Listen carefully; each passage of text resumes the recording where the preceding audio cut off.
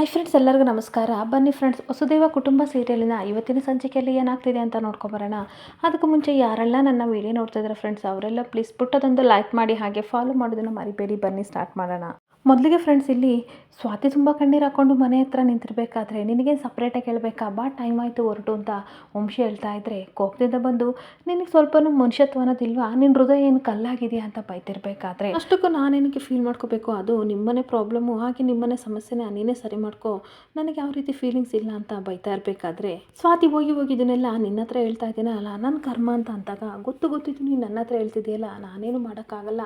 ಬೆಳಗ್ಗೆಯಿಂದ ಡ್ರೈವರ್ ಥರ ನೀನು ಸುತ್ತಿಸ್ತಾ ಇದೀಯಾ, ಅಲ್ಲಿ ನೋಡಿದ್ರೆ ರೋಡಲ್ಲೂ ಡ್ರಾಮಾ, ಹಾಗೆ ಇಲ್ಲೂ ಡ್ರಾಮಾ ಮಾಡ್ತಾ ಇದೀಯಾ, ಇವಾಗೇನು ಬರ್ತೀಯ ಬರಲ್ವಾ ಅಷ್ಟೇ ಹೇಳು, ಬರಲಿಲ್ಲ ಅಂದರೆ ನನಗೇನು ಪ್ರಾಬ್ಲಮ್ ಇಲ್ಲ, ಬಿಟ್ಬಿಟ್ಟು ಹೋಗ್ತೀನಿ ಅಂತ ವಂಶ ಹೋಗ್ತಾ ಇರ್ತಾನೆ. ಹಾಗೆ ನನ್ನ ಕಡೆ ಕುಮಾರ ತನ್ನ ಹೆಂಡತಿ ಹಾಗೆ ಅತ್ತೆ ಅಜ್ಜಿ ಎಲ್ಲರನ್ನೂ ಸಹ ಮನೆ ಕರ್ಕೊಬರ್ತಾ ಇರ್ತಾನೆ. ಬಂದು ಡೋರ್ ಲಾಕ್ ಓಪನ್ ಮಾಡಿ ಅಂತ ಅಮ್ಮನ ಕೂಗ್ತಾ ಇರಬೇಕಾದ್ರೆ, ಒಳಗಡೆಯಿಂದ ತನ್ನ ತಂಗಿ ಚೈತ್ರ ಬರ್ತಾಳೆ. ಎಲ್ಲರೂ ಖುಷಿಯಿಂದ ಚೈತ್ರ ಮುಖನ ನೋಡ್ತಾ ಇದ್ರೆ, ಚೈತ್ರ ಮಾತ್ರ ಸಿಕ್ಕಾಪಟ್ಟೆ ಕೋಪ ಮಾಡಿಕೊಂಡು ಎಲ್ಲರನ್ನೂ ಗುರಾಯಿಸ್ತಾ ಇರ್ತಾಳೆ. ಹೇಗಿದೆ ಚೈತ್ರ ಅಂತ ಕುಮಾರ ಕೇಳ್ತಿರ್ಬೇಕಾದ್ರೆ, ಸತ್ತಿದೀವ ಬದುಕಿದೀವ ಅಂತ ಇವತ್ತು ನೋಡೋಕೆ ಬಂದಿದೆಯಾ ಅಂತ ಅಂದಾಗ, ಇವ್ರಿಗೆಲ್ಲ ಸಿಕ್ಕಾಪಟ್ಟೆ ಶಾಕ್ ಆಗ್ತಾ ಇರುತ್ತೆ. ಹಾಗೆ ಏನು ಚೈತ್ರ ಈ ರೀತಿ ಮಾತಾಡ್ತಿದ್ಯಾ ಅಂತ ಅಂದಾಗ, ಪರವಾಗಿಲ್ಲ ಚೈತ್ರ ಅಂತ, ಅಕ್ಕನ ಹೆಸರು ಸಹ ನಿನಗೆ ತುಂಬ ಚೆನ್ನಾಗಿ ನೆನಪಿದೆ ಬಿಡು ಅಂತ ಅಂದ್ಬಿಟ್ಟು, ಏನಿದು ಕುಟುಂಬ ಸಮೇತ ಜಾಂಡ ಊರಕ್ಕೆ ಏನಾದರೂ ಬಂದಿದೆಯಾ ಅಂತ ಅಂದಾಗ ಎಲ್ಲರಿಗೂ ಬೇಜಾರಾಗ್ತಿರುತ್ತೆ. ಅತ್ತೆ ಇಲ್ವಾ ಅಂತ ಈ ಕಡೆ ಗೀತಾ ಕೋಪದಿಂದ ಕೇಳ್ತಿರ್ಬೇಕಾದ್ರೆ, ಏನಂದೆ ಅಂತ ಅನ್ಬೇಕಾದ್ರೆ, ನೋಡು ಚೈತ್ರ, ಗೀತಾ ಕೇಳ್ತಾ ಇರೋದು ಕರೆಕ್ಟ್ ಆಗಿದೆ, ಅಮ್ಮ ಇಲ್ಲಿ ಅಂತ ಅಂದಾಗ, ಅಮ್ಮ ಏನು ಮಾಡೋಕ್ಕೆ, ನಿಮಗೆ ಏನಾದರೂ ಕೆಲಸ ಇತ್ತಾ ಅಂತ ಕೇಳ್ತಾ ಇರ್ತಾಳೆ. ಹಾಗೆ ಮತ್ತೆ ಕುಮಾರ ತುಂಬ ವ್ಯಂಗ್ಯ ಮಾಡ್ತಿದ್ದೆ, ಚೈತ್ರ ನಾನು ನೋಡ್ತಾ ಇದ್ದೀನಿ, ಏನಾಗಿದೆ ನಿನಗೆ, ದೊಡ್ಡವರೆಲ್ಲರೂ ಸಹ ಇಲ್ಲಿ ಎದುರುಗಡೆ ನಿಂತಿದ್ದಾರೆ, ಹಾಗೆ ಎಷ್ಟು ದಿನಗಳಾದಮೇಲೆ ಊರಿಗೆ ಬಂದಿದ್ದೀವಿ ನಾವು, ಮತ್ತೆ ಮನೆಯವರೆಲ್ಲ ಬಂದಿದ್ದೀವಿ, ನೀನೇನಕ್ಕೆ ಈ ರೀತಿ ಮಾತಾಡ್ತಿದ್ದೀಯಾ ಅಂತ ಅಂದಾಗ, ಓಹೋ ದೊಡ್ಡವರು ಎಲ್ಲರೂ ಸಹ ಊರಿಗೆ ಬಂದಿದ್ದಾರೆ, ಇವತ್ತು ಊರು ನಿನಗೆ ನೆನಪಾಗಿದೆಯಾ ಅಂದಾಗ, ಯಾಕೆ ಹಿಂಗೆ ಆಡ್ತಿದ್ಯಾ, ನಮ್ಮನೆಗೆ ನಾನು ಬರಬಾರ್ದು ಅಂತ ಅಂದಾಗ, ಅಮ್ಮನ ನಾನು ಬದುಕಿದೀವೋ ಸತ್ತಿದೀವೋ ಅಂತ ಇವತ್ತು ನಿನಗೆ ನೆನಪಾಯ್ತಾ ಅಂತ ಕೂಗಾಡ್ತಾ ಇರ್ತಾಳೆ. ಹಾಗೆ ಮತ್ತೆ ಕುಮಾರ ರೇಗಾಡ್ತಾ ಇರಬೇಕಾದ್ರೆ, ಇರಿ ಒಂದು ನಿಮಿಷ ಅಂತ ಅಂದ್ಬಿಟ್ಟು ಈ ಕಡೆ ಪದ್ಮ ಹೇಳ್ತಾ ಇರ್ತಾಳೆ, ನೋಡಮ್ಮ ಹಳೆದನ್ನೆಲ್ಲ ನೆನ್ಪಿಡ್ಕೊಂಡು ದಯವಿಟ್ಟು ಈ ರೀತಿ ಎಲ್ಲ ಮಾತಾಡಬೇಡ, ಅಕ್ಕನಿಗೆ ಫೋನ್ ಮಾಡಿದ್ವಿ, ಅದಕ್ಕೆ ಇಲ್ಲಿ ಬರೋಕ್ಕೆ ಹೇಳಿದ್ರು, ಅದಕ್ಕೆ ಬಂದ್ವಿ ಅಂತ ಅಂದಾಗ, ಏನು ನಮ್ಮಮ್ಮ ನಿಮ್ಮನ್ನೆಲ್ಲ ಬರೋಕ್ಕೆ ಹೇಳಿದ್ಲ, ಸಾಧ್ಯನೇ ಇಲ್ಲ, ಯಾಕೆ ಅಂತಂದರೆ ಕಂಡ್ಕೊಂಡವ್ರಿಗೆಲ್ಲ ಜಾಗ ಕೊಡೋಕ್ಕೆ ಇದೇನು ಬಸ್ ಸ್ಟ್ಯಾಂಡು ಅಲ್ಲ, ಹಾಗೆ ಅನಾಥಾಶ್ರಮ ಅಲ್ಲ ಅಂತ ಹೇಳ್ತಿರ್ಬೇಕಾದ್ರೆ, ಪದ್ಮನಿಗೆ ಹಾಗೆ ಅಜ್ಜಿಗೆ ಸಿಕ್ಕಾಪಟ್ಟೆ ಶಾಕ್ ಆಗ್ತಾ ಇರುತ್ತೆ. ಹಾಗೆ ಮತ್ತೆ ಇನ್ನೊಂದು ಕಡೆ ಅಜ್ಜಿನೂ ಸಹ ಸಿಕ್ಕಾಪಟ್ಟೆ ಕೋಪ ಮಾಡ್ಕೊಂಡು, ಏನೇ ಮಾತಾಡ್ತಿದ್ಯಾ, ಬರಬೇಕಾದ್ರೆ ಸರೋಜನಿಗೆ ಕಾಲ್ ಮಾಡೇ ಬಂದ್ವಿ, ಬಾ ಅಂತ ಹೇಳಿದ್ಕೆ ನಾವು ಬಂದಿದ್ವಿ ಅಂತ ಅನ್ಬೇಕಾದ್ರೆ, ಏನು ನಮ್ಮಮ್ಮ ನಿಮಗೆ ಹೇಳಿದ್ರ, ಸರಿ ಹಾಗಾದರೆ ನಮ್ಮಮ್ಮನ ಜೊತೆ ಮಾತಾಡಿ, ನನ್ನ ಜೊತೆ ಏನು ಮಾತಾಡ್ತಿದ್ದೀರಾ ಅಂತ ಚೈತ್ರ ಹೇಳ್ತಿರ್ಬೇಕಾದ್ರೆ, ನಾನು ಕಾಲ್ ಮಾಡ್ತೀನಿ ಅಂತ ಪದ್ಮ ಹೋಗ್ತಾ ಇರ್ತಾಳೆ. ಬೇಡ ಅತ್ತೆ ನಾನೇ ಮಾಡ್ತೀನಿ ಅಂತ ಕುಮಾರ ಫೋನ್ ಟ್ರೈ ಮಾಡ್ತಿರ್ಬೇಕಾದ್ರೆ ನಾಟ್ ಸ್ಟೇಬಲ್ ಬರ್ತಾ ಇರುತ್ತೆ. ಅತ್ತೆ ಏನಕ್ಕೂ ಫೋನ್, ಅಮ್ಮನ ಫೋನು ನಾಟ್ ಸ್ಟೇಬಲ್ ಬರ್ತಿದೆ ಅಂತ ಅಂದರೆ ಚೈತ್ರ ಒಳಗೆ ನಗಾಡ್ತಿದ್ರೆ, ಈ ಕಡೆ ಪದ್ಮ ಕಣ್ಣೀರಾಗ್ತಾ ಇರ್ತಾಳೆ. ಹಾಗೆ ಒಂದು ಕಡೆ ಸ್ವಾತಿ ಮತ್ತೆ ವಂಶಿ ಇಬ್ರು ಸಹ ರೆಸಾರ್ಟ್ ತಲುಪಿರ್ಬೇಕಾದ್ರೆ, ವಂಶಿ ಅಪ್ಪ ಅಂತೂ ಇಂತೂ ತಲುಪಿಟ್ವಿ ಅದೇ ಖುಷಿ ಅಂತ ಹೇಳ್ಬಿಟ್ಟು ಕಾರಿಂದ ಹೊರಗಡೆ ಬರ್ತಾನೆ. ಬಂದ್ಬಿಟ್ಟು ಏನು ಇನ್ನೂ ಕಾರಲ್ಲೇ ಕೂತಿದ್ಯಾ, ಇಳೆ ಕೆಳಗಡೆ ಅಂತ ಅಂದಾಗ, ಸ್ವಾತಿ ಕೋಪ ಮಾಡ್ಕೊಂಡು ಕೆಳಗಡೆ ಇಳಿದು ಬರ್ತಿರ್ಬೇಕಾದ್ರೆ, ಏನು ಗೊತ್ತೇನೆ ಇಷ್ಟು ತನಕ ದೊಡ್ಡ ಡ್ರಾಮಾನೇ ಮಾಡಿಬಿಟ್ಟೆ, ರೋಡಲ್ಲೆಲ್ಲ ಮಾಡಿದೆ, ದಯವಿಟ್ಟು ಇನ್ಮೇಲೆ ಆ ಡ್ರಾಮಾನ ಬಿಟ್ಬಿಟ್ಟು ಕಾರಲ್ಲಿರೋ ಲಗೇಜ್ನ ತೊಗೊಂಡು ಒಳಗಡೆ ಇಡು ಅಂತ ಅನ್ಬೇಕಾದ್ರೆ, ಕಲ್ಬಂಡೆ ಆಗಿರೋ ನಿಮ್ಮ ಮನಸ್ಸಿಗೆ ನಾನು ಏನು ಹೇಳಿದ್ರು ಅಷ್ಟೇ, ನಮ್ಮ ಫೀಲಿಂಗ್ಸ್ ಎಲ್ಲ ಎಲ್ಲ ಅರ್ಥ ಆಗುತ್ತೆ, ನಿಮಗೆ ಕಾರ್ ಓಡಿಸೋದು ಬಿಟ್ಟರೆ ಇನ್ನೇನು ಗೊತ್ತು ಅಂತ ಬೈತಾ ಇರ್ತಾಳೆ. ಹೀಗೆ ವಂಶಿ ಕೋಪ ಮಾಡ್ಕೊಂಡು, ಏನು ನನ್ನ ಕಲ್ಬಂಡೆ ಅದು ಇದು ಅಂತ ಹೇಳ್ತಿದೆಯಲ್ಲ, ಕಾರಲ್ಲೇ ಕರ್ಕೊಬಂದು ದೊಡ್ಡ ತಪ್ಪು ಮಾಡಿದೆ ಅಂತ ಅಂದಾಗ, ಅಯ್ಯೋ ಇವ್ರೊಬ್ಬರ ಹತ್ರ ಸೀಮೆಗೆ ಇಲ್ದಿರೋ ಕಾರು, ಜಗತ್ತಿನಲ್ಲಿ ಯಾರು ಇಲ್ದಿರೋ ಕಾರು ಇವ್ರ ಹತ್ರ ಇದೆ ಅಂತ ಬೈತಿರ್ಬೇಕಾದ್ರೆ, ಏನೂ ಮಾಡೋಕ್ಕಾಗಲ್ಲ ಅನ್ನಿಸ್ಕೊಳ್ಳೇಬೇಕು, ಈಗ ಮೊದಲು ಲಗೇಜ್ನ ತೊಗೊಬಾ ಅಂತ ಅಂದಾಗ, ಏನು ಕಾರಲ್ಲಿರೋ ಲಗೇಜ್ನ ನಾನು ತರಬೇಕಂತ ಸ್ವಾತಿ ಹೇಳ್ತಿರ್ಬೇಕಾದ್ರೆ, ನೀನೇ ತರಬೇಕು ಅಂತ ಹೇಳ್ತಾ ಇದ್ರೆ, ಅಷ್ಟೊತ್ತಿಗೆ ನಿತಿನ್ ಕಾರು ಸಹ ರೆಸಾರ್ಟ್ ಹತ್ರ ಬರ್ತಾ ಇರುತ್ತೆ. ನಿತಿನ್ ಅಜಿತ್ ಹತ್ತನ್ಗೆ ಹೇಳ್ತಾ ಇರ್ತಾನೆ, ನೀವಿಬ್ರು ಹೋಗಿ ಫ್ರೆಶ್ ಅಪ್ ಆಗಿಬಿಡಿ, ಫ್ರೆಶ್ ಅಪ್ ಆದಮೇಲೆ ಅಲ್ಲಿ ನಾನು ಲಗೇಜ್ ಎಲ್ಲ ತಂದು ಇಡ್ತೀನಿ ಅಂತ ಅಂದ್ಬಿಟ್ಟು ರಾಗಿಣಿಗೆ ಬಾರಿ ಲಗೇಜ್ ತಗೋ ಅಂತ ಅಂದಾಗ, ನಾನು ತರಲ್ಲ ಅಂತ ಅಂದಾಗ, ಇರು ಹಾಗಾದರೆ ಅಜಿತ್ ಹತ್ತಾಗ ಹೇಳ್ತೀನಿ, ಇವಳಿಗೆ ವಯಸ್ಸಾಗಿದೆ, ನೀವೇ ನಿಮ್ಮ ಲಗೇಜ್ ತೊಗೊಳ್ಳಿ ಅಂತ ಅಂದಾಗ, ಸರಿ ಆಯಿತು ಅಂತ ನಿತಿನ್ ಮತ್ತು ರಾಗಿಣಿಬ್ರು ಲಗೇಜ್ ತೊಗೊಂಡು ಹೋಗ್ತಾ ಇರ್ತಾರೆ. ಇನ್ನೊಂದು ಕಡೆ ಸ್ವಾತಿನ ನೋಡಿ ಭವಾನಿ ಅಜ್ಜಿ ಬೈತಾ ಇರ್ತಾರೆ, ಅಲ್ಲ ಕಣೋ ಸ್ವಾತಿನ ಹಾಗೆ ನಿಲ್ಸ್ಕೊಂಡು ನಿಂತಿದೆಯಲ್ಲ, ಹೋಗಿ ಲಗೇಜ್ ತೊಗೊಂಡು ಒಳಗಡೆ ಇಡು ಅಂತ ಅಂದಾಗ, ನನ್ನ ಕೈಲಾಗಲ್ಲಪ್ಪ ಅಂತ ಅಂದಾಗ, ಅದೇನು ಹೆಣ್ಮಕ್ಳನ್ನ ತೊಗೊಂಡೋಗು ಅಂತ ಹೇಳ್ತೀಯ, ಹೋಗು ತಗೊಬ್ಬ ಅಂತ ತಾತ ಬೈತಾ ಇರ್ತಾರೆ. ಇವಳು ಒಂದಲ್ಲ ಎರಡಲ್ಲ ಮೂರು ಲಗೇಜ್ ಇದೆ, ಹೆಂಗೆ ತರೋಕ್ಕಾಗುತ್ತೆ ಅಂತ ಅಂದಾಗ, ಹೆಣ್ಮಕ್ಳು ಅಂದಮೇಲೆ ಅಷ್ಟೇ ಕಣೋ ಇದ್ದೇ ಇರುತ್ತೆ, ನಮ್ಮ ಥರ ಎರಡು ಬಟ್ಟೆ ಇಟ್ಕೊಂಡು ವಾರ ಪೂರ್ತಿ ಮ್ಯಾನೇಜ್ ಮಾಡೋಕ್ಕಾಗಲ್ಲ, ಬಾಯಿ ಮುಚ್ಕೊಂಡು ತಗೋಬೋಗು ಅಂತ ಬೈತಾ ಇರಬೇಕಾದ್ರೆ, ಅಷ್ಟೊತ್ತಿಗೆ ಸ್ವಾತಿ, ನೀವೇನಾದರೂ ಚಿಕ್ಕ ವಯಸ್ಸಲ್ಲಿ ಇರಬೇಕಾದ್ರೆ ವಂಶಿ ಅವ್ರಿಗೆ ಆಗ್ಲಕಾಯಿ ತಿನ್ಸಿದ್ರ ಅಂತ ಕೇಳ್ತಾ ಇರ್ತಾಳೆ. ಅಮ್ಮ ಸ್ವಾತಿ ಅಂತ ಅನ್ಬೇಕಾದ್ರೆ ಯಾವಾಗಲೂ ಮುಖನ ಸಿಂಡಿಸ್ಕೊಂಡೇ ಇರ್ತಾರಲ್ಲ ಅದಕ್ಕೆ ಅಂತ ಅಂದಾಗ, ಅಜ್ಜಿ ತಾತ ನಗಾಡ್ತಿರ್ಬೇಕಾದ್ರೆ, ಇವಳೊಂದು ಜೋಕ್ ಇದ್ಲು ಅದನ್ನು ನೋಡಿ ನಗಾಡ್ತಿದ್ರಲ್ಲ, ಇದೊಂದು ಜೋಕ್ ಅಂತ ಬೈದ್ಬಿಟ್ಟು ಹೋಗೆಲ್ಲಾಗೆ ತಗೋಬಾ ಅಂತ ಬೈತಾ ಇರ್ತಾನೆ. ಅಜ್ಜಿ ಏನಕ್ಕೋ ಕೈ ತುಂಬ ನೋಯ್ತಾ ಇದೆ ಅಜ್ಜಿ, ಪ್ಲೀಸ್ ಅಜ್ಜಿ ನೀವೇ ಹೇಳಿ ವಂಶಿಗೆ ಅಂತ ಅನ್ಬೇಕಾದ್ರೆ, ಅಲ್ಲ ಕಣೋ ಆ ಹೆಣ್ಮಗನ ಏನಕ್ಕೋ ಗೋಳಿಗತಿಯ ಹೋಗೋ ನೀನೇ ಲಗೇಜ್ ತೊಗೊಬಾ ಅಂತ ಬೈದಾಗ ವಂಶಿ ಗುರಾಯಿಸ್ಕೊಂಡು ಹೋಗಿ ತಗೊಬರ್ತಾ ಇದ್ರೆ ಈ ಕಡೆ ಸ್ವಾತಿಗೆ ಸಿಕ್ಕಾಬಟ್ಟೆ ಖುಷಿ ಆಗ್ತಾ ಇರುತ್ತೆ. ಈ ವಂಶಿ ಮತ್ತು ಸ್ವಾತಿ ಹೋಗ್ತಿದ್ದನ್ನ ರಾಗಿಣಿ ನೋಡ್ಬಿಟ್ಟು ಸಿಕ್ಕಾಬಟ್ಟೆ ಹೊಟ್ಟೆ ಹುರ್ಕೊಂಡು, ನೋಡು ನಿತಿನ್ ಏನು ಗೊತ್ತಾ ಅವರಿಬ್ರು ಎಷ್ಟು ರೊಮ್ಯಾಂಟಿಕ್ಕಾಗಿ ಹೋಗ್ತಾ ಇದ್ದಾರೆ, ವಂಶಿ ಸ್ವಾತಿನ ಲಗೇಜ್ ತೊಗೊಂಡು ರೊಮ್ಯಾಂಟಿಕ್ಕಾಗಿ ಹೋಗ್ತಾ ಇದ್ದಾನೆ, ನೀನು ಎತ್ಕೊಂಡು ಹೋಗೋ ನನ್ನ ಲಗೇಜ್ ಅಂತ ಅಂದಾಗ ಅವರಿಬ್ರು ಗಂಡ ಹೆಂಡ್ತಿ ಅದಕ್ಕೆ ಹೋಗ್ತಿದ್ದಾರೆ ಅಂತ ನಿತಿನ್ ಹೇಳ್ತಾ ಇರ್ತಾನೆ. ಮುಂದೆ ನಾವು ಆಗೋರಲ್ವೇನೋ ಪ್ಲೀಸ್ ಎತ್ಕೊಂಡು ಹೋಗೋ ಅಂತ ಅಂದಾಗ ಕನಸು ಕಾಣ್ತಾ ಇರು, ನಾನು ಒಳಗಡೆ ಹೋಗಿ ಫ್ರೆಶ್ ಅಪ್ ಆಗಿ ಬರ್ತೀನಿ ಅಂತ ತನ್ನ ಪಡಿ ತಾನು ತನ್ನ ಲಗೇಜ್ ತೊಗೊಂಡು ಫ್ರೆಶ್ ಅಪ್ ಆಗಕ್ಕೆ ಹೋಗ್ತಾ ಇರ್ತಾನೆ. ಹಾಗೇನೊಂದು ಕಡೆ ರಾಧಿಕಾ ಮನೆ ಒಳಗಡೆ ವಂಶಿ ಮತ್ತು ಸ್ವಾತಿ ಕಾಲಿಡ್ತಿರ್ಬೇಕಾದ್ರೆ ಒಂದು ನಿಮಿಷ ನಿಂತ್ಕೊಳ್ಳಿ ಅಂತ ಅಂದಾಗ ಎಲ್ಲರಿಗೂ ಸ್ವಲ್ಪ ಟೆನ್ಷನ್ ಆಗ್ತಿರುತ್ತೆ. ಹಾಗೆ ನಿತಿನ್ ಒಳಗಡೆ ಬಂದು ಯಾಕಮ್ಮ ಈ ರೀತಿ ಬೇಜಾರು ಮಾಡ್ತಿದ್ಯಾ, ಏನಾಯಿತು ಅಂತ ಅಂದಾಗ ನಾನು ಏನು ಮಾಡಬೇಕು ಅಂತ ಅಂದ್ಕೊಂಡಿದ್ದೀನೋ ಅದನ್ನು ಸರಿಯಾಗಿ ಮಾಡ್ತಿದ್ದೀನಿ, ಬಾಯಿ ಮುಚ್ಕೊಂಡು ನಿಂತ್ಕೊ ಅಂತ ಅಂದಾಗ ಅಜ್ಜಿ ತಾತನಿಗೂ ಟೆನ್ಷನ್ ಆಗ್ತಾ ಇರುತ್ತೆ. ಏನಕ್ಕೆ ಎಲ್ಲರೂ ಟೆನ್ಷನ್ ಮಾಡ್ಕೋತಿದ್ದೀರಾ, ಏನು ಗೊತ್ತಾ ನನ್ನ ಮಗ ಸೊಸೆ ಮೊದಲನೇ ಟೈಮ್ ನಮ್ಮ ಮನೆಗೆ ಬರ್ತಿದ್ದಾರೆ, ಅದಕ್ಕೆ ಆರತಿ ಮಾಡ್ಕೊಂಡು ಕರ್ಕೊಬರ್ಬೇಕು ಅಂತ ಅಂದ್ಕೊಂಡಿದ್ದೀನಿ ಅಂತ ಅಂದಾಗ ರಾಗಿಣಿಗೆ ಸಿಕ್ಕಾಪಟ್ಟೆ ಶಾಕ್ ಆಗ್ತಾ ಇರುತ್ತೆ. ವಾಟ್ ಏನು ಹೇಳ್ತಿದ್ದಾರೆ ಅತ್ತೆ ಅಂತ ರಾಗಿಣಿ ಕೇಳ್ತಿರ್ಬೇಕಾದ್ರೆ ಹೌದು ವಂಶಿ ಮಗ ಅಂತ ಅಂದಮೇಲೆ ಸ್ವಾತಿ ನನಗೆ ಸೊಸೆ ಥರನೇ ತಾನೆ, ಸೊ ಹಂಗಾಗಿ ಫಸ್ಟ್ ಟೈಮ್ ಬರ್ತಾ ಇದ್ದಾರೆ, ಅದಕ್ಕೆ ಆರತಿ ಮಾಡಿ ನಾನು ಒಳಗಡೆ ಕರ್ಕೊಬರ್ತೀನಿ, ಸರಿ ಅಲ್ವಾ ಅಪ್ಪ ಅಂತ ಅಂದಾಗ ಕರೆಕ್ಟಾಗಿ ಮಾಡ್ತಿದ್ಯಾ, ಏನು ಗೊತ್ತಾ ರಾಧಿಕಾ ನಮ್ಮ ಸಂಸ್ಕಾರನ ಮರೆಯೋಕ್ಕಾಗಲ್ಲ, ಹಾಗೆ ಈ ಶಾಸ್ತ್ರ ಎಲ್ಲ ಮಾಡಲೇಬೇಕು ಅಂತ ಹೇಳ್ತಿರ್ಬೇಕಾದ್ರೆ ಮದುವೆ ಆಗಿ ಎಷ್ಟು ದಿನ ಆಗಿದೆ ಇವಾಗ ಮತ್ತೆಲ್ಲ ಮಾಡಬೇಕಾ ಅಂತ ವಂಶಿ ಕೇಳ್ತಾ ಇರ್ತಾನೆ. ಮೊದಲನೇ ಟೈಮ್ ಬರ್ತಾ ಇದ್ದೀರಾ ಅಂದಮೇಲೆ ಇದನ್ನೆಲ್ಲ ಮಾಡಲೇಬೇಕು ಅಂತ ಅಂದ್ಬಿಟ್ಟು ಆರತಿ ಮಾಡೋಕ್ಕೆ ಅಂತ ರಾಧಿಕಾ ಹೋಗ್ತಾ ಇರ್ತಾಳೆ. ಹಾಗೆ ರಾಧಿಕಾ ಅವರಿಬ್ಬರಿಗೂ ಆರತಿ ಮಾಡ್ತಾ ಇದ್ರೆ ನಿತಿನ್ಗೆ ಸಿಕ್ಕಾಪಟ್ಟೆ ಬೇಜಾರಾಗ್ತಾ ಇರುತ್ತೆ. ಹಾಗೆ ಆರತಿ ಎಲ್ಲ ಮಾಡಿದ್ಮೇಲೆ ಬಲಗಾಲಿಟ್ಟು ಒಳಗಡೆ ಬನ್ನಿ ಅಂತ ಅಂದಾಗ ವಂಶಿ ತನ್ನ ಪಾಡಿ ತಾನು ಹೋಗ್ತಾ ಇರ್ತಾನೆ. ಸ್ವಾತಿ ಬರ್ತಾ ಇರಬೇಕಾದ್ರೆ ಅಷ್ಟೊತ್ತಿಗೆ ರಾಧಿಕಾ ಹೇಳ್ತಾ ಇರ್ತಾಳೆ, ಈ ರೆಸಾರ್ಟ್ಗೆ ನೀನು ತುಂಬ ಸಲ ಬಂದಿದ್ದೀಯಾ, ಹಾಗೆ ರಿಸೆಪ್ಷನ್ ಆಗಿ ವರ್ಕ್ ಮಾಡ್ತಿದ್ದೆ, ಇವಾಗ ನಮ್ಮನೆ ಸೊಸೆಯಾಗಿ ಬಂದಿದ್ದೀಯಾ, ಎಂಥ ಅದೃಷ್ಟ ಕಣೆ ನಿಂತು ಅಂತ ಅನ್ಬೇಕಾದ್ರೆ ಅದೃಷ್ಟನೂ ಹಣೆ ಬರೋಣ ಬಂದಾಗಿದೆ, ಎಲ್ಲ ಅನುಭವಿಸ್ಬೇಕು ಅಂತ ಸ್ವಾತಿ ಹೇಳ್ತಾ ಇದ್ರೆ ಸರಿ ಸರಿ ಅಂತ ಮಾತಾಡ್ತಾ ಇರ್ತಾಳೆ. ಅಷ್ಟೊತ್ತಿಗೆ ಏನಿಬ್ಬರು ಪಿಸು ಪಿಸು ಅಂತ ಮಾತಾಡ್ತಾ ಇದ್ದೀರಾ ಅಂತ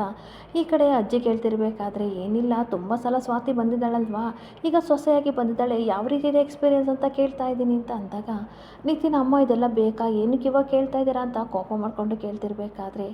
ಏನಿಲ್ಲ ಬಿಡು ಹಾಗೆ ಮಾತಾಡ್ತಾ ಇದ್ವಿ, ಹಾಗೆ ತುಂಬ ದಿನಗಳಿದೆಯಲ್ಲ ಇನ್ನೂ ಮಾತಾಡೋದು ತುಂಬ ಬಾಕಿ ಇದೆ ಅಂತ ಅಂದಾಗ ಸರಿ ಫಸ್ಟ್ ಫ್ರೆಶ್ ಅಪ್ ಆಗಿ ಬನ್ನಿ ಆಮೇಲೆ ಮಾತಾಡೋಣ ಅಂತ ಅಜ್ಜಿ ಹೇಳ್ತಾ ಇರ್ತಾರೆ. ಹಾಗೆ ಮತ್ತೆ ರಾಧಕ್ಕೆ ಹೇಳ್ತಾ ಇರ್ತಾಳೆ, ಮೇಲ್ಗಡೆ ರೂಮ್ನ ರೆಡಿ ಮಾಡಿದ್ದೀವಿ, ಸ್ವಾತಿ ಮತ್ತು ವಂಶಿಗೆ ನಿತಿನ್ ಆ ರೂಮ್ ತೋರಿಸು ಅಂತ ಅಂದಾಗ ನಿತಿನ್ಗೆ ಸಿಕ್ಕಾಬಟ್ಟೆ ಬೇಜಾರಾಗ್ತಾ ಇರುತ್ತೆ. ವಿಧಿ ಇಲ್ದಲೇ ಸ್ವಾತಿ ಸಹ ನಿತಿನ್ ಜೊತೆ ಹೋಗ್ತಾ ಇರ್ತಾಳೆ. ಇನ್ನೊಂದು ಕಡೆ ಚೈತ್ರ ಸಿಕ್ಕಾಬಟ್ಟೆ ಕೋಪ ಮಾಡಿಕೊಂಡು ಗಂಡು ದಿಕ್ಕಿಲ್ದಲೇ ಮನೆನ ನಡೆಸ್ತಾ ಇದ್ದೀವಿ, ಅಂಥದ್ರಲ್ಲಿ ನೀವೆಲ್ಲ ಬಂದು ಇಲ್ಲಿ ಉಳ್ಕೊಳಕ್ಕೆ ಬಂದಿದ್ರಲ್ಲ ನಾಚಿಕೆ ಆಗಲ್ವಾ ಅಂತ ಅಂದಾಗ ಪದ್ಮನ್ ಕಣ್ಣಲ್ಲಿ ಸಿಕ್ಕಾಬಟ್ಟೆ ನೀರು ಬರ್ತಾ ಇರುತ್ತೆ. ಈ ಕುಮಾರ ಮತ್ತೆ ಬೇಜಾರು ಮಾಡಿಕೊಂಡು ಈ ಕಡೆ ಚೈತ್ರನ ಸಮಾಧಾನ ಮಾಡ್ತಾ ಇರ್ತಾನೆ. ಪ್ಲೀಸ್ ನಿನ್ನ ಕಷ್ಟ ಏನು ಅಂತ ನನಗೆ ಅರ್ಥ ಆಗುತ್ತೆ, ದಯವಿಟ್ಟು ಒಳಗಡೆ ಕೂತ್ಕೊಂಡು ಮಾತಾಡೋಣ ಬಾ ಅಂತ ಅಂದಾಗ ನಾನು ಎಲ್ಲೂ ಬರಲ್ಲ, ಹಾಗೆ ನಿಮ್ಮನ್ನ ಆಗಲಿ ಅಥವಾ ನಿನ್ನನ್ನು ಆಗಲಿ ಕರ್ಕೊಂಡು ಒಳಗಡೆ ಕೂತ್ಕೊಂಡು ಮಾತಾಡೋವಷ್ಟು ಪೇಷನ್ಸು ನನಗಿಲ್ಲ, ನೀವು ಯಾರು ಒಳಗಡೆ ಬರಬಾರ್ದು ಅಂತ ಹೇಳ್ತಾ ಇರ್ತಾಳೆ. ಹೀಗೆ ಪದ್ಮ ಕಣ್ಣೀರು ಹಾಕೊಂಡು ಏನಮ್ಮ ಚೈತ್ರ ಈ ರೀತಿ ಮಾತಾಡ್ತಿದ್ಯಾ, ಸಂಬಂಧ ಅಂತ ಆದಮೇಲೆ ಕಷ್ಟ ಸುಖಕ್ಕೆ ಆಗಬೇಕಲ್ವೇನಮ್ಮ, ಸರೋಜ ಅದಕ್ಕೆ ಹೇಳಿದ್ಕೆ ನಾವು ಇಲ್ಲಿಗೆ ಬಂದಿದ್ದು ಅಂತ ಅಂದಾಗ ನೋಡಿ ಅತ್ತೆ ಮಾತಲ್ಲೇ ಮರಳು ಮಾಡಬೇಡಿ, ನಾನು ನಂಬಿ ಮೋಸ ಹೋಗಲ್ಲ, ಇವನ ಥರ ನಾನು ನಂಬ್ಕೊಂಡು ಕೂತ್ಕೊಳ್ಳೋಕ್ಕಾಗಲ್ಲ ಅಂತ ಬೈತಾ ಇರ್ತಾಳೆ. ಈ ಕುಮಾರನು ಸಹ ಹೇಳ್ತಾ ಇರ್ತಾನೆ, ನೋಡು ಚೈತ್ರ ನಾವೇನು ಸುಮ್ಮನೆ ಬಂದಿಲ್ಲ, ಅಮ್ಮ ಹೇಳಿದ್ಕೆ ಬಂದಿದ್ದೀವಿ ಅಂತ ಅಂದಾಗ ಪರವಾಗಿಲ್ಲ ಕಣೋ, ಇವ್ರ ಜೊತೆ ಎಲ್ಲ ಸೇರಿಕೊಂಡು ತುಂಬ ಚೆನ್ನಾಗಿ ಮಾತಾಡೋದು ಕಲ್ತಿದ್ದೀಯಾ, ಅಷ್ಟಕ್ಕೂ ನೀನು ಯಾವತ್ತು ಇವಳನ್ನ ಕಟ್ಕೊಂಡು ಅವಳು ಹಿಂದೆ ಹೋದೆ ಆವತ್ತೇ ನಿನ್ನ ಸಂಬಂಧ ಮುಗೀತು ಅಂತ ಅಮ್ಮ ಹೇಳಿದ್ದಾರೆ, ಅದು ನೆನಪಿಲ್ವಾ ಅಂತ ಬೈತಾ ಇರ್ತಾಳೆ. ಕುಮಾರ ಹೇಳ್ತಾ ಇರ್ತಾನೆ, ನೋಡು ಚೈತ್ರ ನಿನ್ನ ಕೋಪ ಏನು ಅಂತ ನನಗೆ ಅರ್ಥ ಆಗುತ್ತೆ, ನನ್ನನ್ನು ಎಷ್ಟು ಬೇಕಾದರೂ ಬೈ, ಆದರೆ ಮನೆಯವರೆಲ್ಲ ನಿಲ್ಲಿಸಿ ಈ ಥರ ಅವಮಾನ ಮಾಡಬೇಡ ಕಣೆ ಅಂತ ಅಂದಾಗ ಓಹೋ ಏನು ಇವರೆಲ್ಲ ನಿಮ್ಮ ಮನೆಯವರು, ಹಾಗಾದರೆ ಹೆಂಡತಿ ಮನೆಯವರು ಮಾತ್ರ ನಿಮ್ಮ ಮನೆಯವರು ಅಲ್ವಾ, ಅವ್ರೇನಾದ್ರು ಕಷ್ಟಪಡ್ತಾರೆ ನಿನ್ನ ಕರಡು ಚುರುಕು ಅನ್ನುತ್ತೆ, ಅದೇ ನಾವು ಕಷ್ಟಪಡೋದು ನಿನಗೆ ಅರ್ಥ ಆಗಲ್ವಾ ಅಂತ ಅಂದಾಗ ಅಜ್ಜಿ ಕುಮಾರ ಪ್ಲೀಸ್ ಕಣೋ, ಮನೆ ಬಾಗಿಲು ಮುಂದೆ ನಿಂತ್ಕೊಂಡು ಈ ರೀತಿ ಜಗಳ ಮಾಡ್ಬೋದು, ಇದು ಸರಿಯಲ್ಲ ಕಣೋ ಅಂತ ಅಂದಾಗ ಏನಜ್ಜಿ ಮತ್ತೆ ಇವಳು ಎಷ್ಟು ಚುಚ್ಚು ಮಾತಾಡ್ತಾಳೆ ನೋಡಿ, ನಾನೇನಾದರೂ ದೊಡ್ಡ ಅಪರಾಧ ಮಾಡಿದ್ದೀನಿ, ತಪ್ಪೇ ಮಾಡಿದ್ದೀನಿ ಅನ್ನೋ ರೀತಿ ಕೂಗಾಡ್ತಿದ್ದಾಳೆ ಅಂತ ಕುಮಾರ ಹೇಳ್ತಾ ಇರ್ತಾನೆ. ಹಾಗೆ ಏನು ಈ ರೀತಿ ಹೇಳ್ತಾ ಇದೆಯಲ್ಲ, ಈ ಮನೆಗೆ ದಿಕ್ಕು ನೀನೇ ಅಂಥದ್ರಲ್ಲಿ ನಮ್ಮನ್ನೆಲ್ಲ ಬಿಟ್ಟು ನೀನು ಓದಿಯಲ್ಲ, ಅದು ಮಾಡಿ ಸರಿನಾ ಅಂತ ಅಂದಾಗ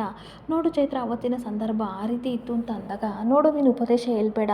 ಅವತ್ತೊಂಥರ ಸಂದರ್ಭ ಇತ್ತು, ಇವತ್ತೊಂಥರ ಸಂದರ್ಭ ಇದೆ, ಇವಾಗ ಸಂದರ್ಭ ನನ್ನನ್ನು ಈ ರೀತಿ ಮಾಡು ಅಂತ ಹೇಳ್ತಿದ್ದೆ, ಅದಕ್ಕೆ ನಾನು ಈ ರೀತಿ ಆಡ್ತಾ ಇದ್ದೀನಿ ಅಂತ ಚೈತ್ರ ಕೋಪದಿಂದ ಹೇಳ್ತಾ ಇರ್ತಾಳೆ. ಮತ್ತೆ ಕೋಪದಿಂದ ಚೈತ್ರ ಮತ್ತೆ ಹೇಳ್ತಾ ಇರ್ತಾಳೆ, ಹೋಗಿ ನಾನು ನಿಮ್ಮ ಜೊತೆ ಮಾತಾಡ್ತಿದ್ದೀನಲ್ಲ, ನನಗೆ ಬುದ್ಧಿ ಇಲ್ಲ, ಸರಿಯಾಗೆಲ್ಲ ಕೇಳ್ಕೊಳ್ಳಿ, ಯಾರಾದರೂ ಸಹ ಒಂದೇ ಒಂದು ಜನ ಮನೆ ಬಾಗಿಲೊಳಗಡೆ ಇಟ್ಟರೆ ನಾನಂತೂ ನಿಮ್ಮನ್ನು ಸುಮ್ಮನೆ ಬಿಡಲ್ಲ ಅಂತ ಕೋಪ ಮಾಡ್ಕೊಂಡು ಒಳಗಡೆ ಹೋಗ್ತಾ ಇರ್ತಾಳೆ. ಒಳಗಡೆಯಿಂದ ಮನೆಗೇನ ತಂದ್ಬಿಟ್ಟು ಲಾಕ್ ಮಾಡ್ತಿರ್ಬೇಕಾದ್ರೆ ಎಲ್ಲರಿಗೂ ಸಿಕ್ಕಾಪಟ್ಟೆ ಶಾಕ್ ಆಗ್ತಾ ಇರುತ್ತೆ. ಹಾಗೆ ಕುಮಾರ ಏನಕ್ಕೆ ಲಾಕ್ ಮಾಡ್ತಿದ್ದೀಯಾ ಚೈತ್ರ, ಪ್ಲೀಸ್ ಒಳಗಡೆ ಹೋಗ್ತೀವಿ ಅಂತ ಅಂದಾಗ ವಿಶ್ವಾಸನ ಕಳ್ಕೊಂಡ್ಮೇಲೆ ಯೋಗ್ಯತೆ ಇಲ್ಲದವ್ರಿಗೆ ಮನೆ ಒಳಗಡೆ ಹೋಗೋಕ್ಕೆ ಯಾವುದೇ ರೀತಿ ಅರ್ಹತೆ ಇಲ್ಲ ಅಂತ ಹೇಳಿ ಕೀ ಹಾಕೊಂಡು ಒಳಗಡೆ ಹೋಗ್ತಾ ಇರಬೇಕಾದ್ರೆ ಮತ್ತೆ ಹೇಳ್ತಾಳೆ, ನಿಮ್ಮಂಥವ್ರಿಗೆ ಇದೇ ಸರಿಯಾದ ಪಾಠ ಅಂತ ಕಲಿಸ್ತೀನಿ ಅಂತ ಹೇಳ್ಬಿಟ್ಟು ಹೊರಟೋಗ್ತಿದ್ರೆ ಎಲ್ಲರೂ ಶಾಕ್ ಆಗಿ ಹಾಗೆ ಕಣ್ಣೀರು ಹಾಕೊಂಡು ನಿಂತ್ಕೋತಾರೆ. ಹೀಗೆ ಕುಮಾರ ಕೈ ಮುಗಿದು ಸಾರಿ ಅತ್ತೆ ದಯವಿಟ್ಟು ನನ್ನ ಕ್ಷಮಿಸಿ, ಚೈತ್ರ ಪರವಾಗಿ ನಾನು ಸಾರಿ ಕೇಳ್ತೀನಿ ಅಂತ ಅನ್ಬೇಕು ಅನ್ಬೇಕಾದ್ರೆ ಬಿಡು ಕುಮಾರ ಇದರಲ್ಲಿ ನಿಂದೇನು ತಪ್ಪಿದೆ, ಏನು ಮಾಡೋಕ್ಕಾಗಲ್ಲ ನಮ್ಮ ಹಣೆ ಬರ ಅಂತ ಅಂದಾಗ ಈ ಕಡೆ ಪ್ರೀತಿ ಮತ್ತು ಮೇಘ ಕಣ್ಣೀರು ಹಾಕ್ಕೊಂಡು ಅಮ್ಮ ನಾವು ಇವಾಗ ಎಲ್ಲಿಗೆ ಹೋಗೋದು ಭಯ ಆಗ್ತಿದೆ ಅಂತ ಅಂದಾಗ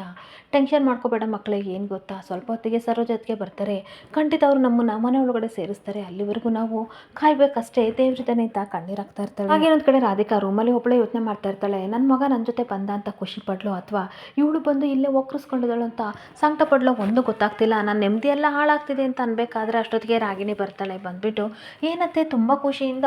ಕುಣಿದಾಡ್ತಿದ್ದೀರ ಅಂತ ಅನ್ಬೇಕಾದ್ರೆ ಹೌದು ನಮ್ಮ ಊರಿಗೆ ಬಂದಲ್ಲ ನನ್ನ ಮಗ ಬೇರೆ ಬಂದಿದ್ದಾನಲ್ಲ ಅದಕ್ಕೆ ತುಂಬ ಖುಷಿ ಅಂತ ಹೇಳ್ತಾ ಇರ್ತಾಳೆ. ಮತ್ತೆ ರಾಗಿಣಿ ಟೀಸ್ ಮಾಡ್ತಾ ಇರ್ತಾಳೆ, ಹೌದು ಎಷ್ಟು ಖುಷಿ ಆಗಿದ್ದೀರಾ ಅಂತ ಗೊತ್ತಾಗ್ತಿದೆ, ನಿಮ್ಮ ಮುದ್ದಿನ ಸೊಸೆನ